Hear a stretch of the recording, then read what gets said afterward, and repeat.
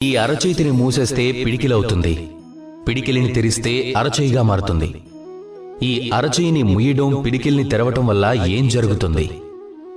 ఆలోచన, అలాగే స్వప్నం. మనిషి జన్మిస్తాడు, తన ఆలోచన సమయంతో పాటు పెరుగుతాడు. ఆలోచన ప్రకారంగా తాను స్వప్నాన్ని చూస్తాడు, అలాగే ఆ స్వప్నాన్ని పూర్తి చేయడానికి తాను శ్రమిస్తాడు. కానీ ఒక అత్యంత మహత్వపూర్ణమైన విషయం ఏమిటంటే మీరు గుర్తుపెట్టుకోవాలి, మీ ఈ ఆలోచన, మీ ఈ స్వప్నం ఏదైతే ఉందో అది మీ నియంత్రణలోనే ఉండాలి. మీ పిడికిలిలో అది బందీగా ఉండి తీరాలి, మీరే దాని యజమానయ్యి కూడా ఉండాలి. ఒకవేళ అలా జరిగితేనే మీకు లాభం ఉంటుంది. అలా కాకుండా అది మిమ్మల్ని నియంత్రిస్తే అది మీ పిడికిల్ని తెరుస్తుంది.